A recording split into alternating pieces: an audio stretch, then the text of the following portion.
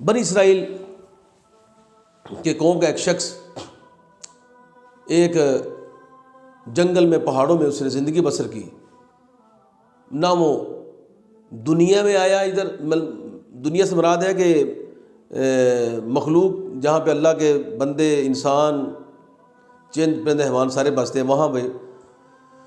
وہ بندہ جنگل میں اللہ کی بات کرتا رہا اور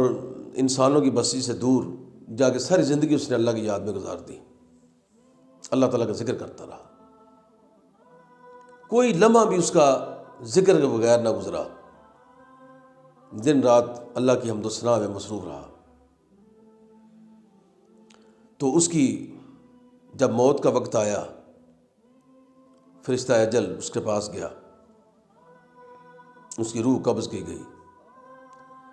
تو اللہ تعالیٰ نے کہا فرشتوں اس سے پوچھنا کہ اس نے اپنے اعمال کی وجہ سے جنت میں جانا ہے یا میری رحمت سے جنت میں جانا ہے، میرے فضل و کرم سے جنت میں جانا ہے۔ تو فرشتے نے اس سے جب کوشچن کیا کہ اللہ تعالیٰ فرماتے ہیں کہ آپ نے اپنے اعمال کے ذریعے جنت میں جانا ہے یا اللہ تعالیٰ کی رحمت اور اس کے فضل سے جنت میں جانا ہے، تو وہ شخص سوچ میں پڑ گیا کہ ساری زندگی میں نے کوئی گناہ نہیں کیا، انسانوں کی بستی سے کٹ کے میں نے یہاں زندگی بسر کی، نہ کسی کا دل دکھایا، نہ میرا کسی نے دکھایا، نہ میں نے کسی کا دکھایا، نہ میں نے کسی کے حقوق مارے، نہ میں نے کسی سے فراڈ کیا، نہ جھگڑا کیا، نہ گالی گلوچ کی،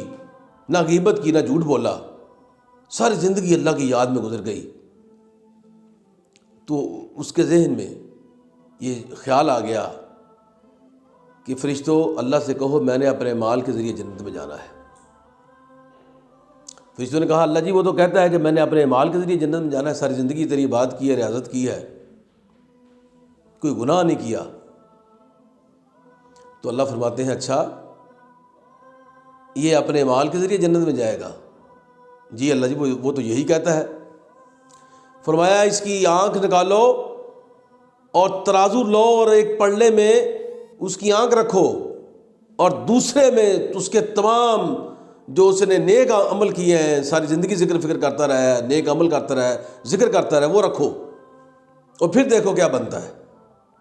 ایسا کیا گیا تو اس کے اعمال کا پلڑا ہلکا پڑ گیا، آنکھ جو تھی اس کی، وہ جو نعمت تھی اللہ تعالیٰ کی آنکھ، اس کا پلڑا بھاری ہو گیا۔ تو اللہ فرماتے ہیں اس کو کہو تو میری ایک نعمت کا شکر ادا نہیں کر سکا ساری زندگی، میری ایک دی ہوئی آنکھ کا تو شکر ادا نہیں کر سکا، اتنی تیری عبادت یاد ایک طرف اور میری ایک نعمت آنکھ کا تو شکر ادا نہیں کر سکتا، اور تو کہتا ہے میں نے اپنے مال کے ذریعے جنت میں جانا ہے۔